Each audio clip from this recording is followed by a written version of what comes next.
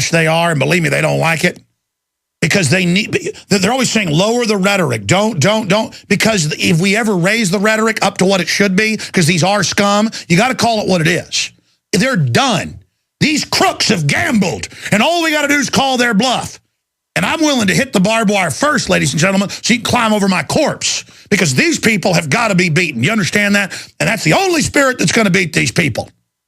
So many men out there, you wonder why your lives aren't fulfilled with money or trophy wives or any of it. You're not fulfilled because you're not fighting for freedom. And so many of our heroes go join the military because they have this desire to stand up for freedom. They have this instinctive understanding, but they're being misdirected into a simulation where they're even hiring the terrorist on the other side as a pretext to be there. That's full spectrum dominance. The globalists hire the terrorist, the threat, and then even send over our military so they can have the no-bid contracts. It's full spectrum dominance. It's funding both sides. It's bringing the drugs in and then putting people in prison that use them. The globalists are all about full spectrum, full spectrum, full spectrum, full spectrum. And they have disarmed the entire world.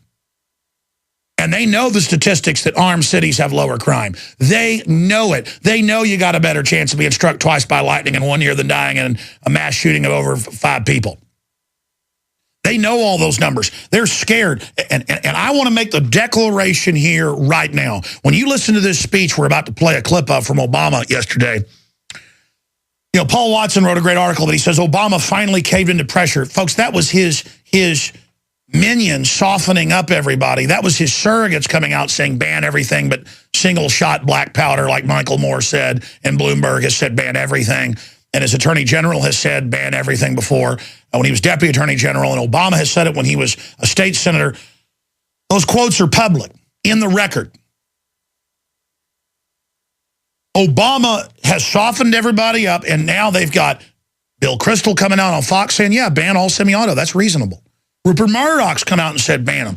The whole system's showing you, because they all work for these foreign banks, that they know they're in trouble and they need a tyranny or they're all going to go to jail when this collapses. It's going to collapse. They've already triggered it. You can't turn that around.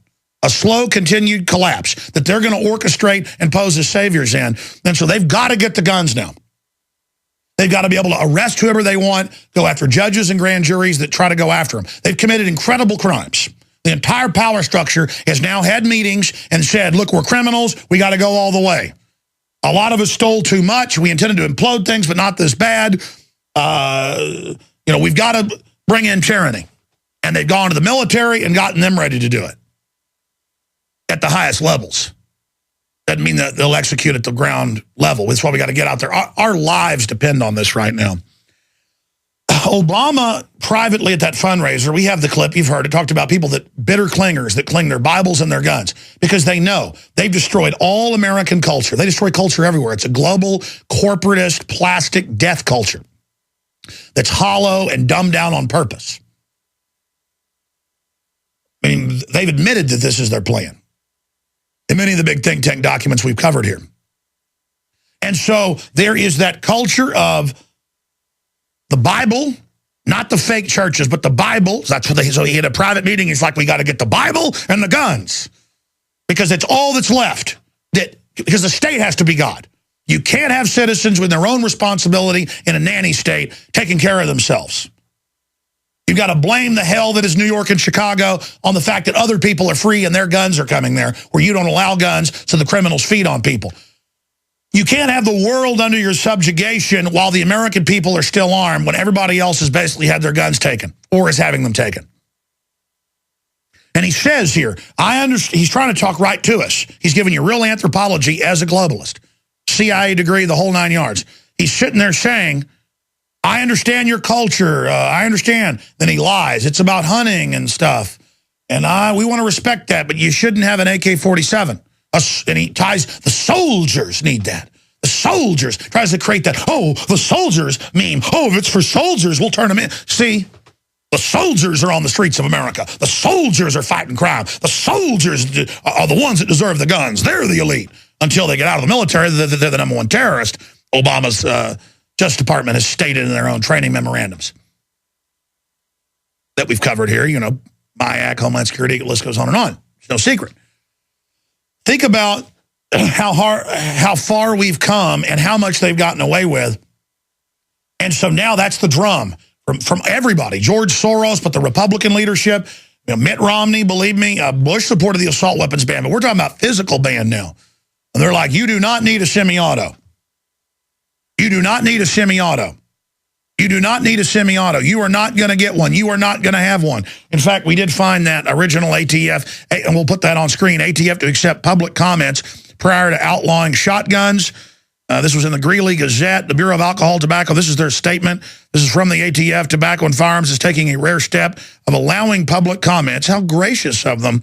Prior to issuing a decision on a study that could result in outlawing certain types of shotguns currently available to citizens. And it goes on. Now, this is from last year. The ATF completed a study regarding the importability of certain shotguns. The basis of possible ban is based on the loosely defined sporting purpose test, because they're saying it's not for sporting, like Obama says. Using the vague definition, almost all pump action and semi-automatic shotguns could be banned as they are all capable of accepting a magazine. I'm going to stop right there. This is the plan. And by the way, they want to send cops over when you don't turn your gun in to have a shootout with you. They want to get a civil war going. These are criminals that run the government. They want all Hades to break loose. And if we did turn them in, well, then they're really going to have their way with us. This is real authoritarian tyranny trying to take over. Let's go ahead. Let's go ahead and let's play this clip of Obama. Listen to him. Like, you got a right to guns. You got a right to a flintlock. You got a right to something that isn't semi-auto. You got a right for us to take them. That's what they're saying the Supreme Court decision means. You got a right, but we define what that is. And that's a locked up single shot in your gun case. Here it is. I, like most Americans, believe that the Second Amendment guarantees an individual the right to bear arms. I think we recognize the traditions of gun ownership that passed on from generation to generation, that hunting and shooting are part of a cherished national heritage. But I also believe that a lot of gun owners would agree that AK-47s belong in the hands of soldiers, not in the hands of criminals.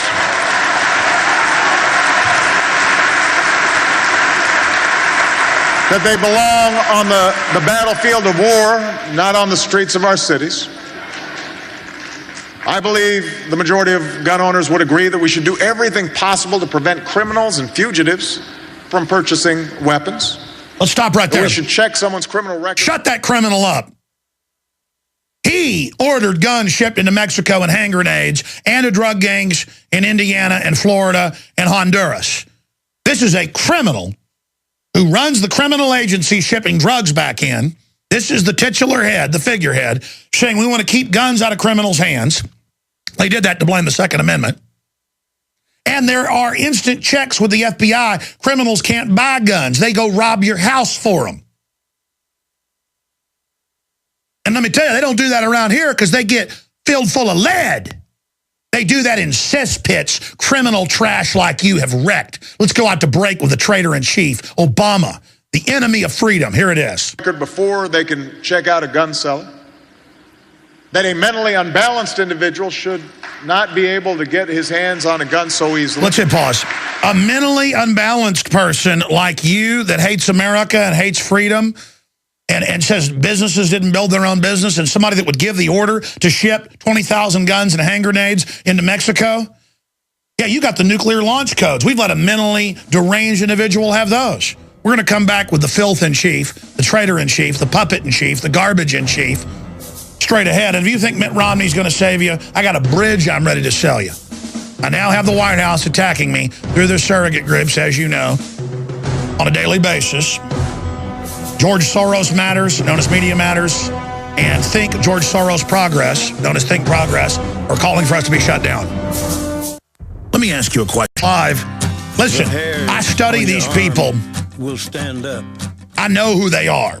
They are so evil and murderous and criminal These are the bankers that funded Hitler, Stalin, Mao, you name it. And people are like, why would they fund fascist and communist? Read Carol Quigley's book, We Sell, at Infowars.com, top globalist historian, led into the CIA and Bilderberg archives. He brags about it.